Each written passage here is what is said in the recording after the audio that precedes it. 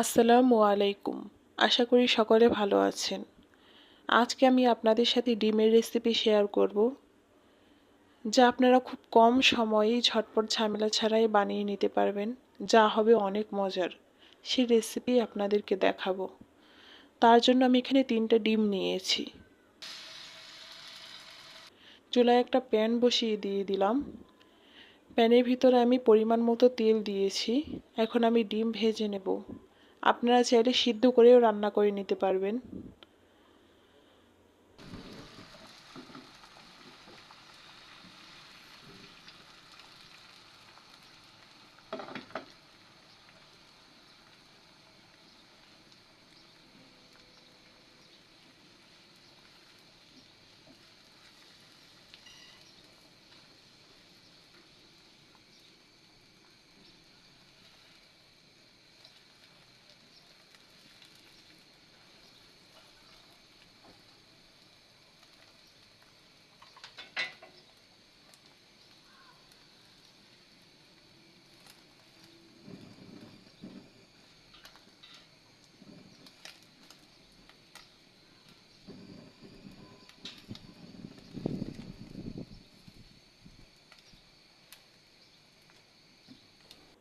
তো ডিম ভাজা হয়ে গিয়েছে আমার। এখন ডিম তুলে নেব।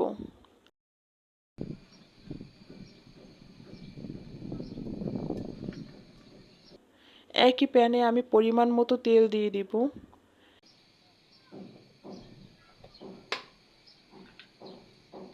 এখন আমি পেঁয়াজ কুচি দিয়ে দেব। 2টা ছোট সাইজের পেঁয়াজ দিয়ে দিলাম। পেঁয়াজ আমি বাদামি রঙের করে ভেজে নেব।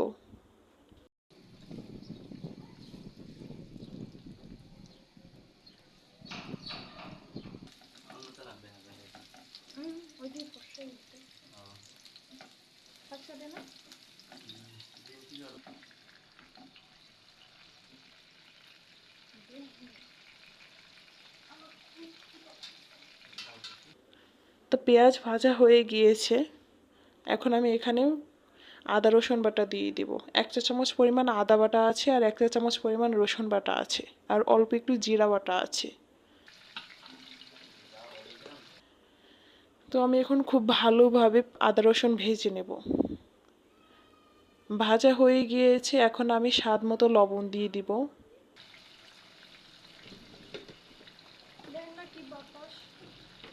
হলুদের গুঁড়া দিয়ে দেব 1 চা চামচ পরিমাণ। 2 চা চামচ পরিমাণ মরিচের গুঁড়া দিয়ে দিব।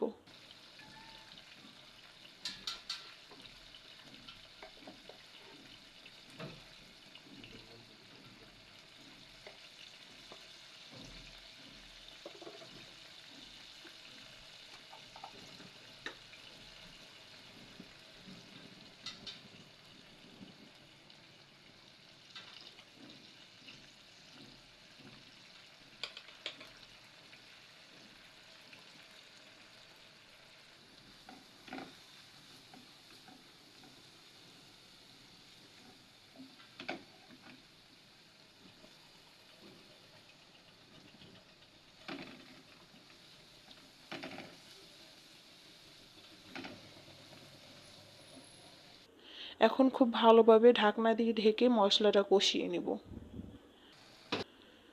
তো আমার মশলা কষানো হয়ে গিয়েছে। দেখতেই পাচ্ছেন মশলার কালার কত সুন্দর হয়েছে।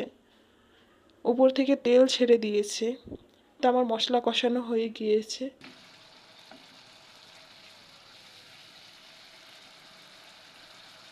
এখন আমি এর ভিতরে আলু দিয়ে দেব। আলু দিয়ে কিছুক্ষণ মশলা কষিয়ে নেব।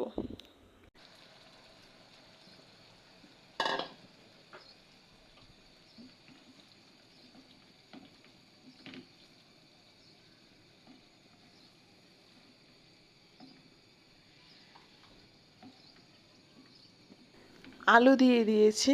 এখন কিছুক্ষণ ঢাকনা দিয়ে কষিয়ে নেব।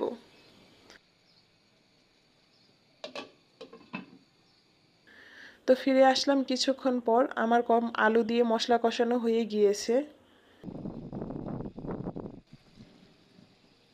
এখন আমি পরিমাণ মতো পানি দিয়ে দিব। পানি আমি একটু বেশিই দিব, যাতে আলুও সিদ্ধ হয়ে যায় আর আমার পুরো রান্নাটা কমপ্লিট হয়ে যায়।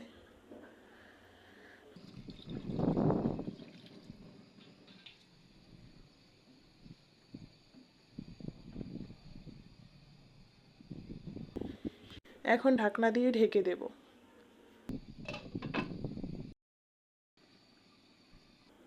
কিছুক্ষণ পর ঢাকনা খুলে দেখলাম আলু আমার প্রায় সিদ্ধ হয়ে গিয়েছে। এখন আমি এর ভিতরে ডিম দিয়ে দিব।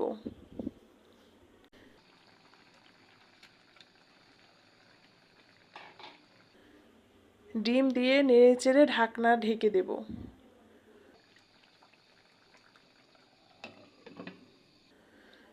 তো আবারও ফিরে আসলাম কিছুক্ষণ পর।